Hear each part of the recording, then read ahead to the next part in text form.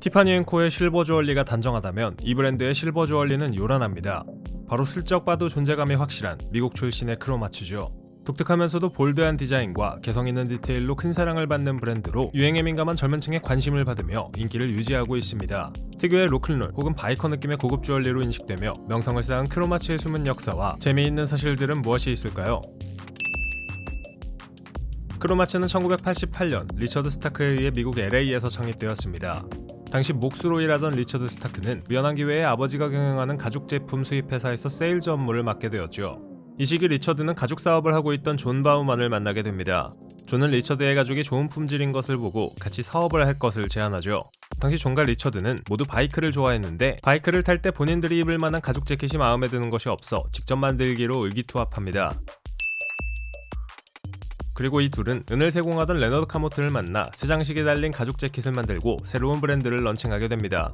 한마디로 삼총사였죠. 알렉산드르 듀마의 삼총사는 칼을 휘둘렀지만 이들은 실버와 가죽을 휘둘렀습니다. 이렇게 해서 탄생한 브랜드 이름은 크로마츠였는데 크로마츠라는 단어는 당시 리처드 스타크가 코스튬 디자인을 했던 영화의 가지였죠. 그리고 그의 제품들이 좋다는 것이 순식간에 사람들에게 알려지게 됩니다.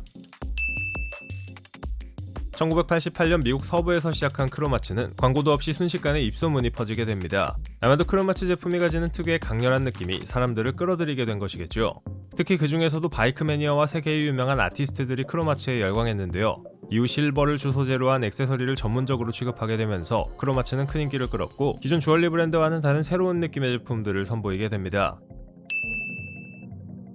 이후 크로마츠는 세계로 뻗어나가게 됩니다. 1991년에는 일본 시장에 진출하게 되는데요. 때를 잘 맞춘 덕분인지 크로마츠는 당시 일본의 음반 문화와 더불어 일본 열도를 열광시켰고 머지않아 대박을 치게 됩니다. 이러한 업적들을 바탕으로 1992년에는 미국 패션계에서 가장 권위 있는 CFDA 시상식에서 액세서리 부문 최우수상을 수상하며 세계 최고의 실버 액세서리 브랜드 중 하나가 되었죠. 현재에는 세계 각지에 매장이 있고 한국에도 매장이 있는데 한국 매장의 규모가 꽤 큰 편이란 건 놀라운 사실입니다. 과거엔 매장이 하나뿐이었지만 2024년 4월 기준 크로마츠의 매장은 국내에서 4개가 존재합니다. 안타깝게도 이후 삼총사는 해산하게 됩니다. 공동 창업자였던 존 바우만과 레너드 카모트는 각각 1997년 그리고 2001년에 브랜드를 따로 런칭하면서 현재는 리처드 스타크와 로리린 스타크 부부가 공동으로 크로마츠를 소유하고 있습니다. 그래서 현재 크로마츠는 패밀리 비즈니스가 되었죠.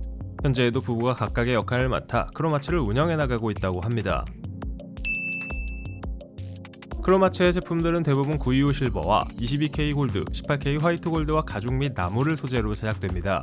고디커 펑크록, 바이커를 모티브로의 제품을 생산하고 있죠.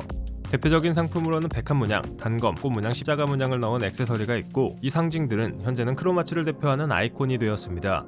또한 조금은 과하다 싶을 정도로 특유의 유화 처리를 통해 브랜드 고유의 이미지를 제품에 녹여넣은 것도 인기에 한몫하고 있죠. 브랜드 운영 초기에는 고객의 요청에 의한 주문 생산만 진행하였으나 1996년부터 뉴욕 매장을 시작으로 대중들에게도 제품을 판매하고 있습니다.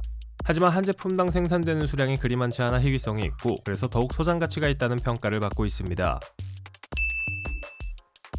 디자인도 특출나고 컨셉도 확실한 크로마츠에도 단점이 한 가지 있습니다. 그 유일한 단점은 바로 비싸다는 것이죠. 그것도 심하게 비쌉니다. 럭셔리 마켓에서 판매되는 제품이고 수작업으로 생산되는 예술품의 경지에 오른 크로마츠이지만 한번 구매하려면 많은 고민을 해보고 구매해야 합니다.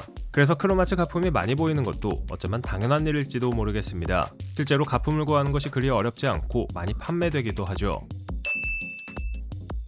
크로마츠는 짧은 역사 속에서 대단한 발전을 이뤘음에도 절대 변하지 않는 것이 있다고 합니다. 바로 최상의 품질로 클래식한 디자인을 통합하는 크로마츠의 생산 철학입니다.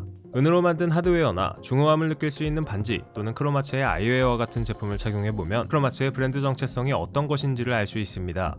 오늘날 크로마츠는 하이엔드 실버 주얼리, 가죽 의류, 아이웨어 등을 여전히 제작하고 있고 다양한 브랜드와 협업 콜라보레이션을 펼치는 등 때에 따라 지루하고 단조로울 수 있는 크로마츠 제품에 큰 변화를 주고 있습니다.